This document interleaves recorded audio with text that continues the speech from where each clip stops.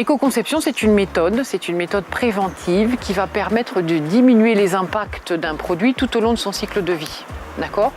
Donc l'idée, c'est qu'on va s'intéresser à l'ensemble des flux de matière et des flux d'énergie qui vont être consommés pour fabriquer un produit et son emballage, et on va essayer de les réduire à chacune des étapes de son cycle de vie.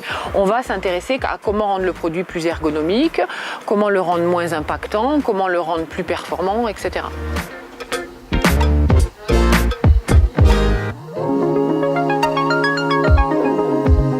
Nous sommes une agence de communication spécialisée dans le packaging et nous sommes présents sur 3 sites en France, Toulouse, Lyon et Paris.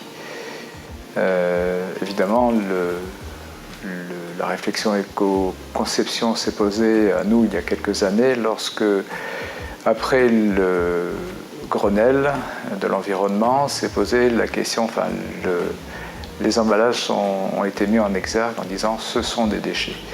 Donc avant tout, les emballages ne sont pas que des déchets, ce sont surtout des conditionnements qui préservent les aliments. Partant du principe que le déchet qui coûte le moins cher à recycler est celui qui n'est pas produit, il est clair que l'éco-conception trouve tout son sens. Puisque quelque part, on va se poser la question de comment en amont diminuer le volume et donc les impacts tout au long du cycle de vie.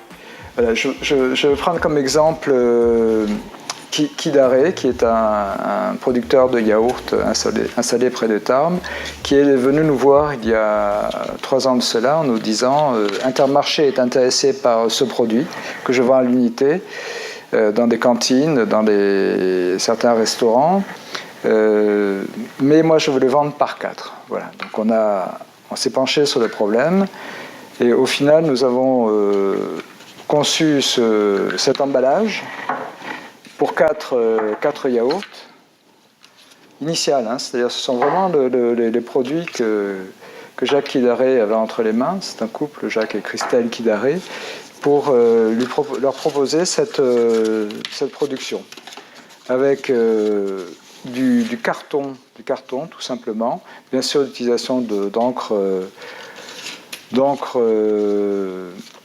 verte et une identité qui permettent d'avoir dans le linéaire le rôle vraiment qu'a l'emballage, une reconnaissance de ce produit.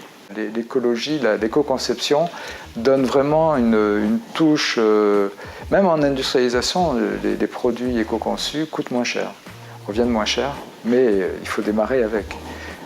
Désintégrer à quelque chose qui existe déjà, c'est un challenge où il faut un peu plus délicat à tenir. Au début, moi, j'imaginais qu'on allait diminuer le coût, diminuer le volume des déchets, etc. Mais en fait, on a aussi une motivation plus importante de l'équipe derrière, où un chef d'entreprise me disait « Mais vous savez, Christine, moi, ce que ça m'a apporté, indépendamment de pouvoir répondre à des marchés publics, de pouvoir prouver en quoi mon produit il est bon et meilleur que celui de la concurrence, ça a été de voir que mes hommes étaient fiers maintenant de travailler au nom de l'environnement, voilà, parce que l'environnement, c'est quelque chose que personne ne peut nier, quoi. Je crois quelque part, ce qui est important, c'est que l'éco-conception, ça veut dire qu'on accepte de changer de posture. Et à partir du moment où on accepte de changer de posture, le champ des possibles s'ouvre.